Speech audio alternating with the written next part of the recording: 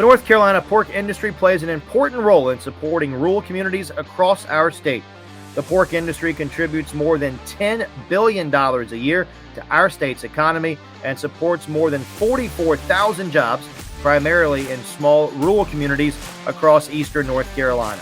Learn more at ncpork.org. The North Carolina Pork Council, the foundational partner for the North Carolina Sports Network.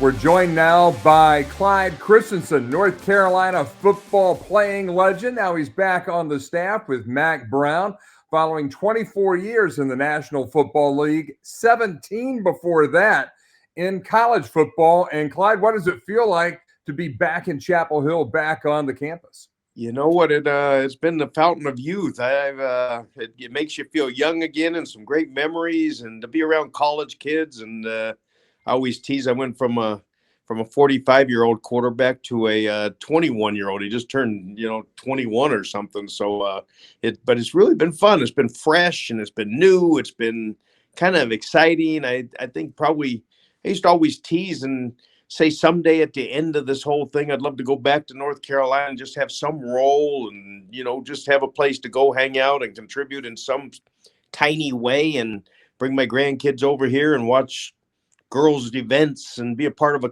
campus. And I'll be darned if the Lord didn't kind of provide it kind of exactly like that. So Coach Brown's been great to me. And sure enough, we got the grandkids all in Winston-Salem and Durham. So it's really been a fun deal. I've really, really enjoyed it. Tell me this, Clyde. I know because I was there a year ago, and I was in a very similar role to what you're in.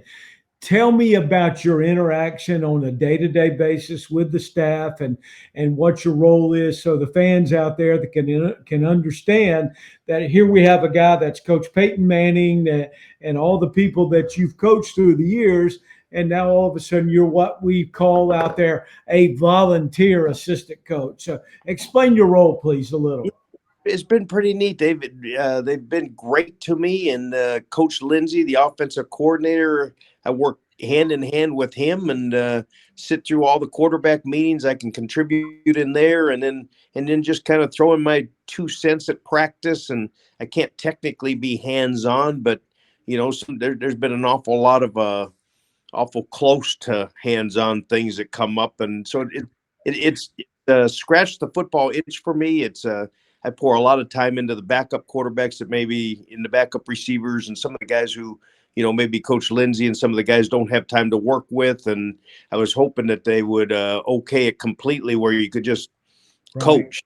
That was supposed to come up for a vote and it didn't. So we tight wire, we high wire that fine line of coaching and not coaching, but it's been good and I've enjoyed it, and in some small way, hope I've contributed a little bit. And Coach Lindsey has been terrific to me. I sit through the game plan meetings. I work the first half and bring my ideas like everybody else, but it's been a learning curve for me.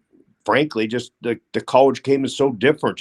Even the hashes and the numbers and the landmarks on the field. I've been in, it was 25 plus years in the NFL, and just looking out at the field. The first couple of practice, I thought we were missing a wideout, and there he was way out there. Felt like 60 yards away from me out there on the on the other sideline with the big splits. And so it's a different game. It's a learning curve, which has kind of been refreshing and again fun. So slowly but surely, I've tried to be able to contribute a little bit more each week. And as you learn a little bit more, and you always want to be a little bit careful not to jump in at whatever was maybe good with the Tampa Bay Buccaneers doesn't make it good for the Carolina Tar Heels, and you don't want to jump in and just waste a bunch of time talking about something that just doesn't fit here. And so I've listened more than I've done anything, and just learned more than I've probably given away. And hopefully at some point it'll swing over where I can hopefully add a little bit. That the average fan out there has no idea how much 6 yards, 3 When you yards go on back, each pass mark, how much it influences the entire game, whether it's a middle of the field game and whether it's a hash mark game. So it's unbelievable how much that changes the focus of the game. It's different. I always laugh that you know, Brady didn't like to throw wide side hitches because he felt like for 5 yards it was too risky. And now these things feel like to throw a hitch in college from the far hash wide side feels like it's a 63-yard throw for a 5-yard gain. So it is, I've been the pro game really just stays in the middle. You really don't have to worry about hashes. You don't worry about wide side, short side much. There's very few concepts that you have to be careful of that. And completely opposite in college where the wide side and the short side's really short and there's not a lot of room to do a whole bunch of stuff, and the wide side is extremely wide, and then just with the passing game, always just landmarks are so important, and just learning where is that distribution on that wide side on the college field has been interesting for me. Coach, you have worked with some of the greats in terms of NFL quarterbacks: Tom Brady, Peyton Manning, Andrew Luck, Jameis Winston. What were the common denominators among those great quarterbacks that helped them become what they did do in the NFL? Yeah, the thing I found in all of those guys is they had a figure it out factor to win a football game. It always took different ways, but they had a way to figure out a way to win, and they also had a way to kind of rally people toward winning. Tom and they just all have a different style, but they get to the same spot. And Peyton was extremely anal, and he was on all the details from Monday through Saturday, Sunday, all the way to the game. Tom was a lot more relaxed, and if it didn't look really good on Wednesdays, hey, we're fine. We got 3 days. We'll get this thing cleaned up. And so all of them have different styles, but boy, by game time, they are so ready to go, and they compete like heck, and they just find a way to get the people around them into a situation where you can win a game. It was really a pleasure to be around those guys, just to watch them work and how they do it, how they rally the troops. I've always loved the quarterback position because it's so unique that you get in a huddle and you got all different colors and all different. You got valedictorians and you got guys who flunked out of school, and you got you got all these different personalities. You got egomaniacs and you got humble guys, and I think the only thing that I think I've seen that's comparable would be the service. We're on a ship where you have everything from nuclear engineers to high school dropouts, and so it was for me, that position, to see them try and take 10 guys, make them into a unit, figure out a way to move the ball down the field. That has always been one of the really fun things about my job. Really, one of the things I get a kick out of, having played the position at a low level, and also now just to watch those guys do it at a high level. One of the things that I think has probably evolved a great deal since you were in the college game years ago, where you did spend 17 years before going to the NFL, has got to be the transfer portal and name, image, and likeness. And in a lot of ways, you might be able to help North Carolina as much as with X's and O's, and just having to deal with some of those personality challenges and the issues that may come up in a locker room. I mean, you're used to guys getting paid. It might not be as a commonplace with a lot of the guys that you call peers now at Carolina on that football coaching staff. No, it is true. And, that was what I was like, even I didn't mention it, but in the huddle, you got one guy making $30 million and you got one guy making $450,000, and now in college, we're going through the same things, and it's hard stuff, because all of a sudden you have your right guard who's not making as much as the left guard. He might be playing better than him. And, the same in pro football, it's, maybe a fourth rounder's playing better than your first round pick. And so there's all these dynamics. I don't think it's ever been harder to get people to play as a team and just check everything at the door and just go play football. It's hard. It's really, really hard. And now you have free agency coming into college, and so it's new faces, and you got to learn your teammates. You got to learn the system fast. You got to adapt the system to who you pick up.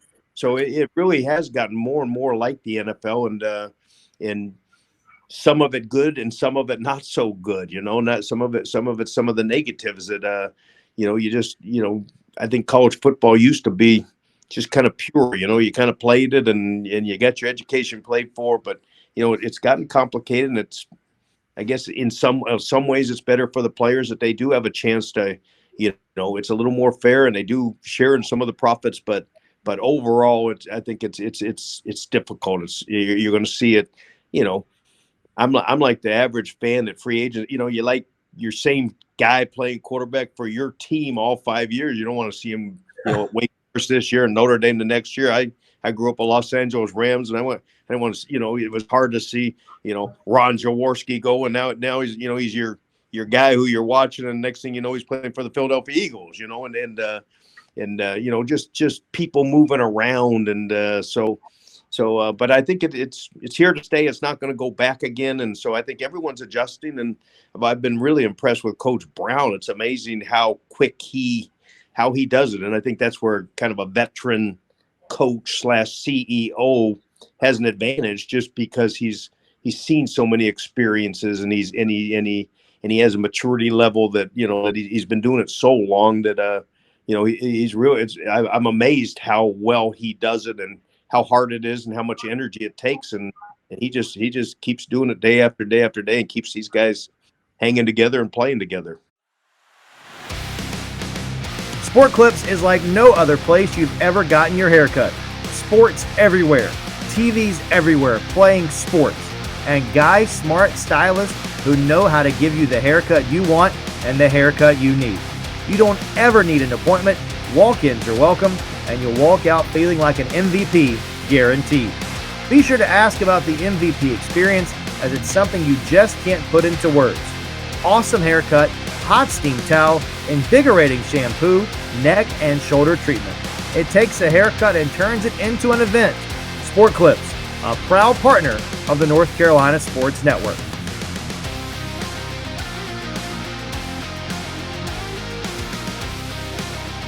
Well, you know what, Clyde? It's interesting. I have the benefit that I was there for 2 years and being around Drake and seeing his development and seeing where he is at this point in time. With your background through all the great quarterbacks that you've coached and that you've been with, give the fans out there and all of us a little bit of insight into the strengths that you think Drake has as he moves forward and moves toward the next level of his career. Yeah, I think Drake's really, really, really special. I think the trait that you love, just especially in light of our just finishing those discussions, is just his humility, just that he works, he's hungry, he doesn't think overly highly of himself, he kind of elevates teammates ahead of himself, and those guys who do it well long, year after year after year have that. I think one of the traits they have is a humility about them, and Drake has that. He also has, I always used to say that Peyton had a Pentium processor that hadn't been developed or created yet. He just could take so much information and process it so fast and use it. Now, a lot of people can memorize and a lot of people can recall, right, but to be able to put it into use, that you could tell Peyton through his headset, hey, here comes the free safety blitz, and in a blink of an eye, he's going to check to a different play and throw a touchdown pass. Now, you could tell 90% of those quarterbacks the same thing, and it's going to freeze them up, and they're not going to be able to use the information. So he is, and I think Drake has that same trait, that he has an ability to just process a lot of information extremely quickly. When it comes to the sideline, it's amazing how much he saw on the whole field and where everyone was and what took place, and just his awareness and kind of his processing of information. So those would be the things I think. And then just a outstanding work ethic, and then the stuff everyone sees, that he's a good athlete, that he can make plays with his legs. And I think everyone asked to compare him. He's a lot like Andrew Luck was, that he's a extremely bright, extremely humble, and a lot better athlete than you really think he is. He's no doubt a good athlete that, Luck used to break through, and you'd think the linebackers or the safeties were going to run him down. He just outrun them, and Drake's kind of the same thing. Someone may have an angle and you just go, wow, he outran that guy. And so he's got a he's got a big future ahead of him. And hopefully we play 8 more good games coming up here. He's playing extremely well. I think the other thing for the position is just what he had to do to adjust to losing his number 1 receiver. And I think, sometimes that'll throw a young guy for a loop. Even in the NFL, all of a sudden you lose your go-to guy. And when you lose your go-to guy, some guys can't cope. And the guys who really do it year after year just have an ability to just take whatever hand you give them, figure it out, and play it well and give yourself a chance to win games. And Drake's been that way. We lost our top receiver and he just keeps trucking. It doesn't mess him up. And I think that's another trait that's really been impressive about him. How important is Nate McCollum to what you guys are doing? I go back to the first game that he's a starter and he catches 15 balls in the game. Yeah. So obviously he's quite important to what's going on, and Drake feels very comfortable with a slot receiver just like Josh Downs that can make plays for him. So if you could elaborate on that with how Nate fits into where we're going with the Carolina offense down the road.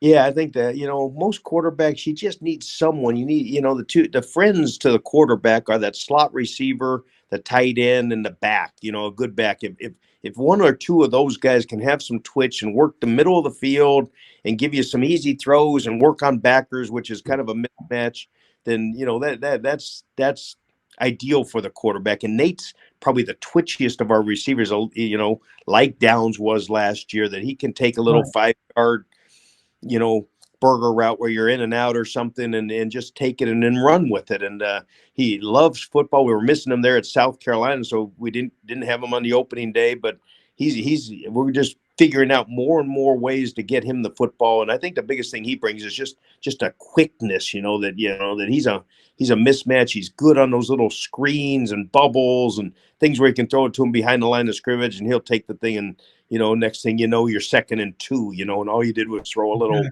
bubble screen or something. So that's an important guy that you don't have to, that you don't have to throw it 16 yards up the field to gain 16 yards. You can throw it 5 yards and gain 16 yards. And that's what he gives us. I think the other interesting thing, Clyde, as we go, as we move forward into this, is that Drake's ability to run with the football. And how much will his ability to do that enter into as we enter into the ACC season? I noticed as I watch the games that he has not been nearly as involved in the running game as he has been in the past. I don't know if that's Chip's philosophy or not, but he's such a good runner as we move forward. He reminds me so much of Daniel Jones, who we will see play with the New York Giants. So fill us in on that a little bit if you could, Clyde. Yeah, and it may be my influence, but we saw at the end of the Duke game that both levels, college and in the NFL, the quarterbacks are going down right and left, and these young guys playing a little. There's something really admirable about their recklessness, but it's reckless. You can't play reckless, and that was always the hardest teach, and I think it's going to be the hardest teach with Drake also now. And just when to take a chance, when to take a hit, when not to, when to just know that the journey's over and throw a ball away and get down. And I think he's learning it. But I think it's epidemic right now. And then the one thing you do know, without your starting quarterback, your chance of winning goes way, way, way down. And you're just seeing it everywhere, right? That Indy, a couple of these rookie guys, the Panthers lost their guy for a couple of games. Indianapolis lost their high pick for a couple of games.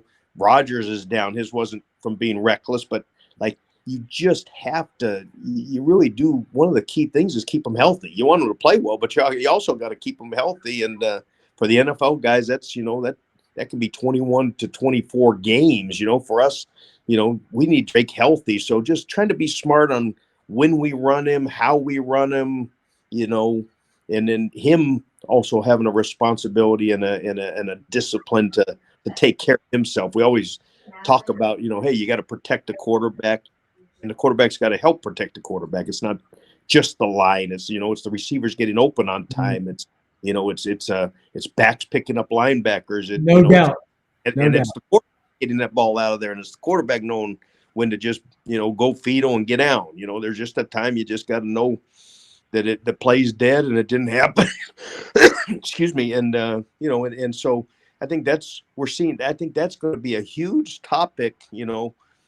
At all levels here. It already is, but even more so now as the season gets longer and these quarterbacks are a little bit they come out of these running offenses and spread offenses and where you've scrambled and you have open edges so much and the outside pass rushers are, moving you off your spot. So I think it's unique. So I think we're trying to, be responsible with him. And when we do use his legs, now he's made a couple huge third down conversions with his legs. Big time. And you don't want to take that away from him either. You need him. You need that. And that's one of the big things he brings. But somewhere it's a really hard thing. And sometimes I feel like I haven't figured out how to coach that correctly yet. It's a really, really hard teach. Andrew Luck had to say it was very similar to Drake, that he just never wanted to give up on a play. He did, it's hard to teach a guy, hey, there's a time to give up on a play. That's their minds don't work that way. They're going to try and shrug off two pass rushers and run over a linebacker and then outrun the safety. It just doesn't. It's not good for your health, especially in the NFL. At some point, they're going to get you, so that's an interesting topic and one that I haven't been able to. I don't have the full answer to it yet. Well, I can understand that. I from my limited experience in the NFL and many years in college football, I understand exactly where you're coming from, and I understand with the ability that Drake has and what he brings to the table. Hell, he was the leading rusher on the team last year, so he's a critical part of the offense. But I don't, from midget league to the NFL, I don't know many teams that win on a very high level without a big-time quarterback. So let's keep him standing up and let's keep him healthy. And the Duke game, I mean, it made my heart hurt at the end of that Duke game. Now, he was reckless. That just happened. But, they had run, that they do make, like most of us, you make a living, with that, counting on that guy running the ball and getting hit some. And then that's the downside of it, that it can happen. Sport Clips is like no other place you've ever gotten your haircut. Sports everywhere, TVs everywhere, playing sports, and guys, smart stylists who know how to give you the haircut you want and the haircut you need. You don't ever need an appointment. Walk-ins are welcome, and you'll walk out feeling like an MVP, guaranteed. Be sure to ask about the MVP experience, as it's something you just can't put into words. Awesome haircut, hot steam towel, invigorating shampoo, neck and shoulder treatment. It takes a haircut and turns it into an event. Sport Clips, a proud partner of the North Carolina Sports Network.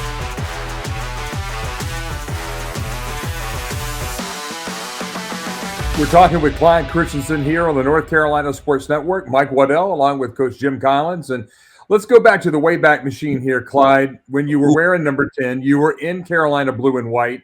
And if I'm not mistaken, you came in from Fresno and the JUCO ranks, so you had a different offense there in 1976. Then you had a different offense in 1977 with Bill Dooley, and then a third offense in 3 years in 1978 with North Carolina's new head coach, Dick Crum. So you were having to adjust in a lot of different ways, not only on the field, but with some spectacular personalities that were in Chapel Hill at the time. So no more football. Just give us some fun stories or a fun story about your time as a player in Chapel Hill under the old trench fighter and the math professor, Dick Crum. There you go. I tease these quarterbacks. Like we won the ACC under Coach Dooley, and we did not have any drop back. There was no drop back system. I said, there wasn't a drop back pass. Like there was no such drop back pass, which these guys can't fathom. But it was all just full sprint and half sprint, and you had about 3 routes, and we didn't throw the ball very much. So that would be the one funny thing. I think back now that we didn't even have one. We didn't have a drop back pass, but probably the fun thing is, you just so many great memories and people who came through here. And, I was coordinating the offense, running the offense down there at the Dolphins probably 2 or 3, 4 years ago, I guess now. And we're out there in warmups and I'm just tossing the ball back and forth with Tanny, and all of a sudden I hear, out of just a booming voice, "You stunk then and you stunk now." And I look over and there's Lawrence Taylor, and he's screaming at me. And he was when I transferred here, one of probably the hardest to believe stories that anyone now at this point in my life, when I say, yeah, I lived with Lawrence Taylor. We were in the same suite and had a great friendship, and that makes people scratch their head. But just to run into Lawrence down there in Miami and just those are the great memories. And it's been fun being back here, that not a week goes by that someone doesn't stop by the office who you played with and who I haven't been able to get, being a coach, you aren't able to get back to games. I haven't been back to a homecoming game. I haven't been back to a reunion. I haven't been, when I get here, it's kind of the off season. And then, so one of the special things about doing this is being here and just running into different people and, who you played with and having your football season tied to college a little bit more. So that's been awesome. And then, so that would be my one. There's one funny story of a trillion, and most of everything that goes on now at our age is lies and exaggerations. So probably with all these guys, when they come back through here, they're saying stuff. I go, I don't remember that. That's not quite how I remember it, And but a bunch of fun. Been a bunch. I came from California. I was a guy who just had never traveled much, and was looking for a college town, and Chapel Hill fit the bill, and I figured I'd always go back to California and live, and it was my chance to see the East Coast, and just I always wanted to live in a town where it was a college town, and of course Chapel Hill fit that bill. So for me, it was really special then, and it's special now. And the plan didn't quite work out. I married a girl from Winston-Salem, met a Southern belle, and the world's greatest wife ever, and been here on the East Coast and never made it back to California much since. So other than just to visit. So the plan worked out better than I intended, and so it really has been kind of a home for me as an adult. So Clyde Christensen, Coach, thank you very much for being with us here on the North Carolina Sports Network, and good luck this weekend against the Orange of Syracuse. Coach Babers has that team playing pretty well. Hopefully, defensively, you will have the best, along with Coach Lindsey, Coach Brown, and the rest of the staff. It should be a great game. 3:30 kickoff at Kenan Stadium between the Orange and the Tar Heels. Be a great test. I look forward to doing this more times and seeing you guys much more now that we're back home a little bit.